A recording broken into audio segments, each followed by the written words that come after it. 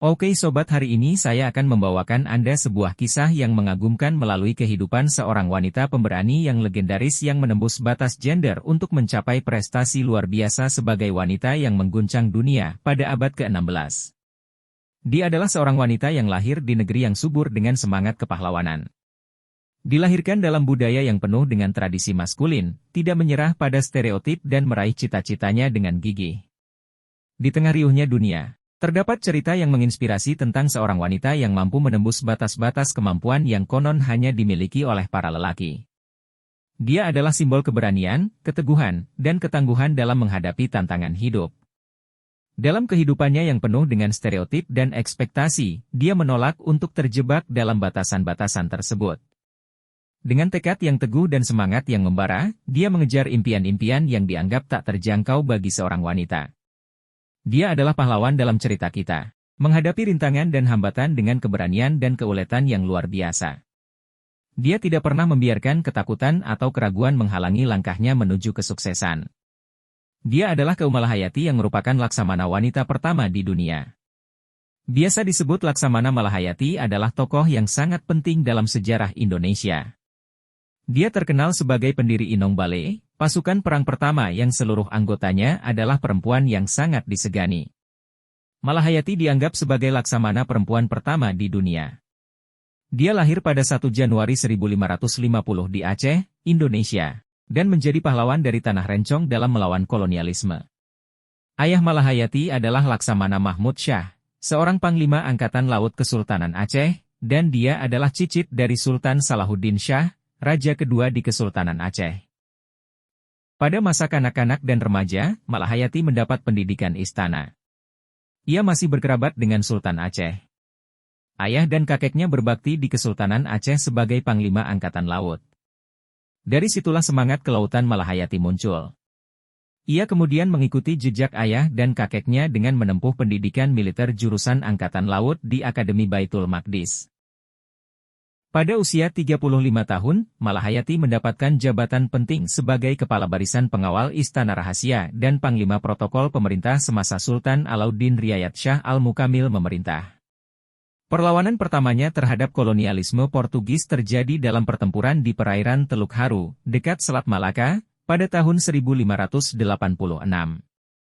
Suaminya, Laksamana Tuanku Mahmudin bin Said Al-Latif, memimpin pertempuran tersebut. Tetapi sayangnya suaminya gugur dalam pertempuran itu. Malahayati kemudian menggantikan posisi suaminya dan diberi pangkat laksamana oleh Sultan Riayat Shah. Dia membentuk Inong Balai, sebuah pasukan perempuan yang terdiri dari janda-janda prajurit yang gugur dalam pertempuran melawan Portugis. Berkat kepemimpinan Malahayati, Inong Balai menjadi pasukan tempur yang sangat disegani dan ditakuti oleh lawan-lawannya.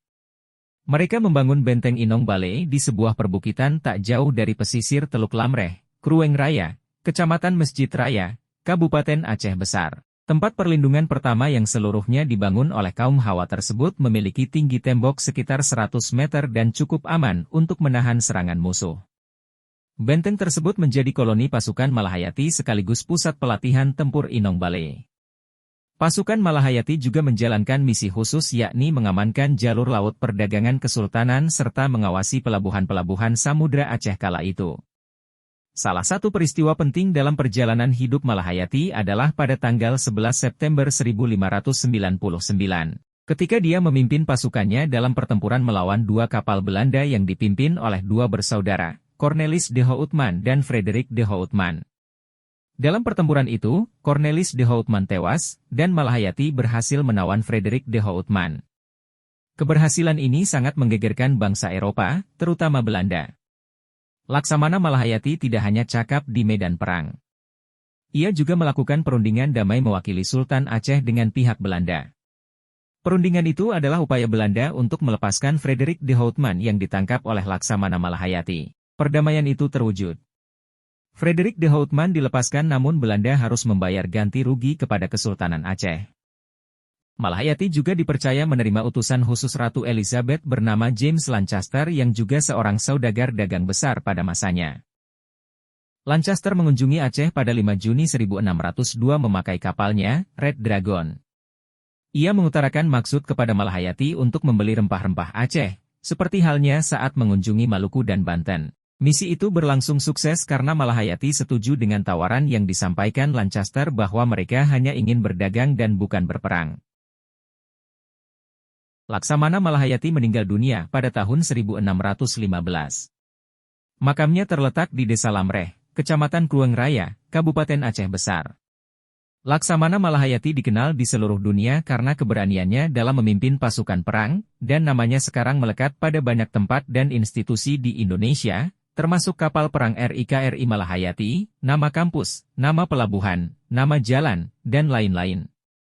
Kisahnya memberikan inspirasi kepada kita semua, mengajarkan bahwa dengan tekad yang kuat dan semangat yang tak kenal lelah, kita semua mampu menembus batas-batas yang mungkin pernah kita pikirkan tidak bisa kita lakukan.